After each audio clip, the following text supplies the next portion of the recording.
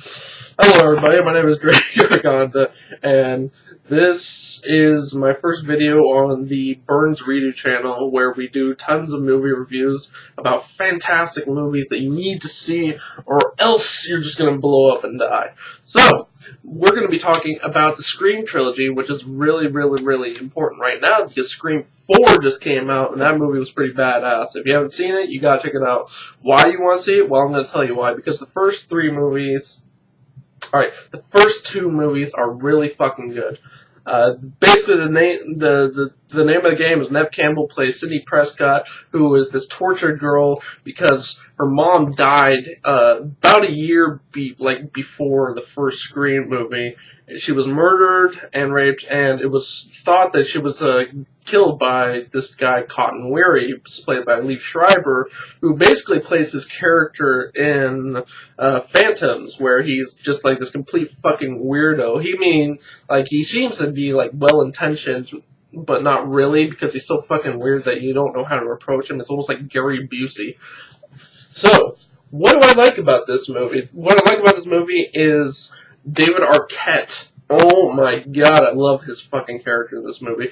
Deputy Dewey is like my favorite character in almost any horror movie, just because what Deputy Dewey is basically kind of like this, almost like a slow cop. I'm not going to say he's like a sling blade slow, but Deputy Dewey's character is this really nice, like authentic kind of like cheeseball cop who basically is following Neve Campbell's character around. Sidney Prescott. I'm sorry, I keep saying Neve Campbell. It's almost like I'm talking about like Neve Campbell as her being in this movie. Neve Campbell, watch out, you're gonna die.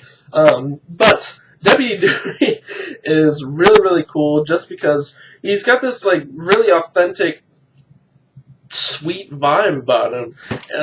In a movie that's like all about this crazy killer who's stalking Sidney Prescott and killing like all of her friends around her, Deputy Dewey is just, I don't know, there's something just like so genuinely nice about him. All his like little tics where he's like sitting there like trying to stick up for himself. It's like, I'm not Dewey anymore. I'm Officer Dewey. And he's just like sitting there trying to like stick up for himself, and you can't help but to fall in love with David Arquette because he's just so amazingly sweet.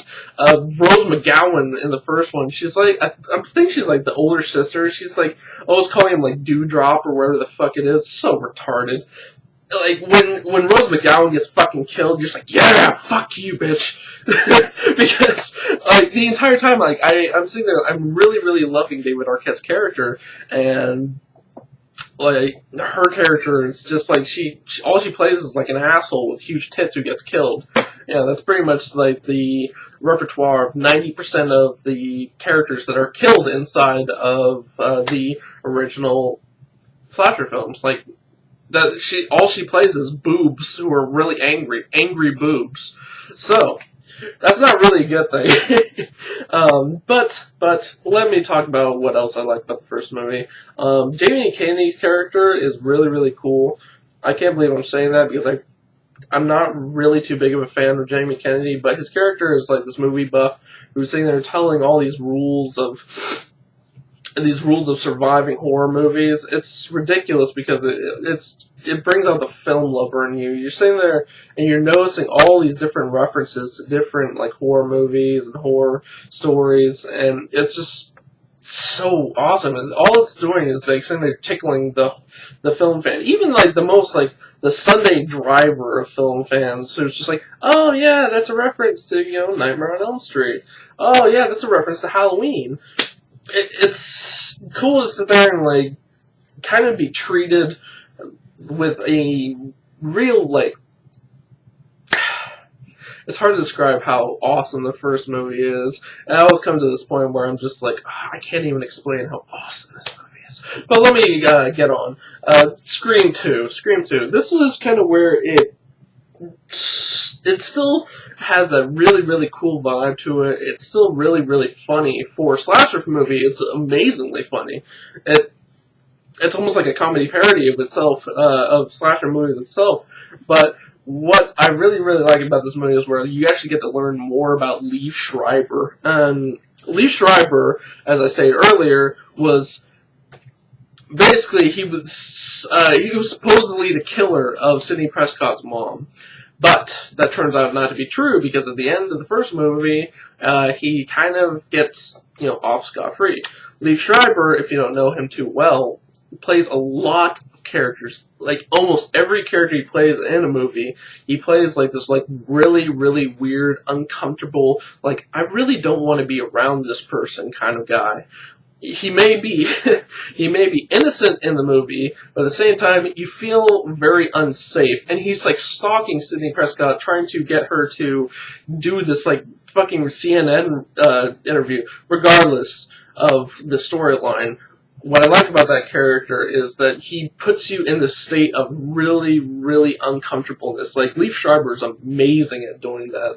If you had Leif Schreiber standing behind you, you would not feel fucking safe at all. Now, I got ahead of myself. In Scream 2, one of the things that I absolutely love more than anything is the opening with Jada Pinkett Smith and Omar Epps as the worst boyfriend in the fucking world. All he does is he takes her to see Stab 1, which is Stab 1 or Stab 2, which is the movie within the movie. It's kind of it's supposed to be the biography of the first movie, put into film in a film. So, why do I like that scene? I don't know. It's hard for me to not sit there and kind of laugh at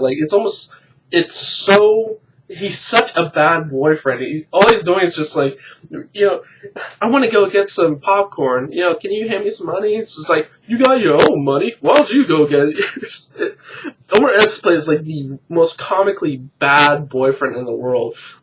Not only does he take her to a movie that she didn't want to go to, he takes her to a movie which is a horror movie, which she hates, and he doesn't pay for her popcorn, he doesn't take her anywhere, he doesn't, walk out and, say, hey, I'll go get the popcorn for you. It's every single aspect of Omar Epps' character is just fuck you, I'm gonna be the worst boyfriend ever. And Omar Epps kind of gets his comeuppance in that terms. One thing I did really like about the Scream 2 movie is the fact that Courtney Cox's character, who basically plays this really asshole reporter, Gail Weathers, she starts getting stalked by this other reporter herself, and she gets to kind of see what Sidney Prescott got to go through when people started dying in the first movie. And she's it's kind of clicking in her head, wait a second, is this what it's like to be hounded by the press? But she never really gets it in the second one. The only thing that I don't like about the second one is the fucking ending. Why don't I like the ending? It's because of Sidney Prescott's boyfriend. I think it's Larry O'Connell. Jerry O'Connell. Jerry O'Connell basically plays a loaf of bread. That's pretty much it. He has the personality of a loaf of bread. Almost like Neve Campbell. Neve Campbell has the personality of a broomstick. But the thing that Neve Campbell has going for her is the fact that she has the most teary-eyed look. The reason why she was picked for these movies, to the audience, is that she just looks so sad the entire time she's watching all these horrible things happening around here. Okay, number fucking three. This movie is so fucking retarded. Why don't I like this movie? It opens up really trying to grab you with, Cotton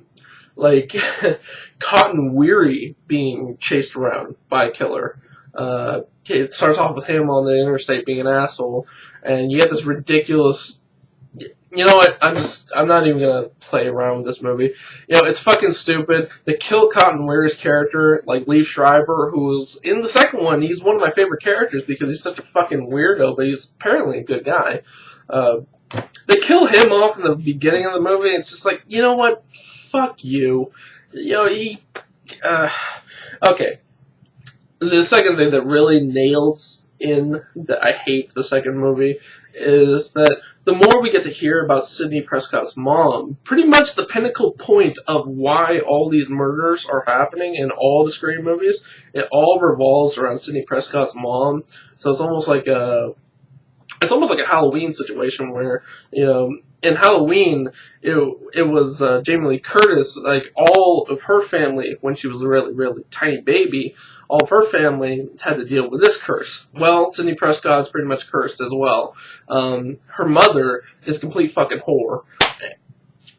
There you go. Her mother is complete horror, and like the more you get to hear about her mother's character, the less you start caring. It's really, really, really just annoying as fucking shit to actually sit there and listen to a story that doesn't make you care for the character. It doesn't make you care for the character. It doesn't make you care for the root of the character. It's almost like the Curse of Michael Myers when you get to like really start to hear all this like mythology behind Michael Myers. I don't give a fuck about the mythology of Michael Myers. The scary thing about Michael Myers was not knowing why the fuck he did it. What's the hard? What's so hard about that? Why is it like such a hard concept? Not knowing why this amazing psychopathic killer is coming after you is the really interesting part. Though, you know, with the Scream movies, they're not trying to go like above and beyond. You know, they're not trying to, you know, push some amazing ideology like a story that will be for the ages. So, in summation, Scream 3 can suck my fucking nuts. But Scream 1 and 2, those movies are so awesome. Another thing about Scream 3, I know I can't get off this fucking subject. Scream 3 is the most serious of them. And strangely enough, even though it's on the set of a movie, it has the least amount of movie references throughout the movie. Which basically doesn't tickle horror movie fans. So, what the fuck is it? It's just kind of a lame attempt. Plus, you get to see Sidney Prescott's like ghoulish ass mom, like, you know, ghost form, like coming after her. It's just like, get the fuck out of this movie. I don't care about her mom's character. Sidney Prescott's cool. She's all right.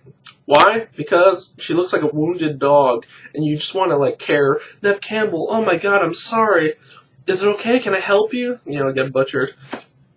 So. Scream 1, fucking awesome. Scream 2, pretty good. Scream 3, take care, guys. Peace.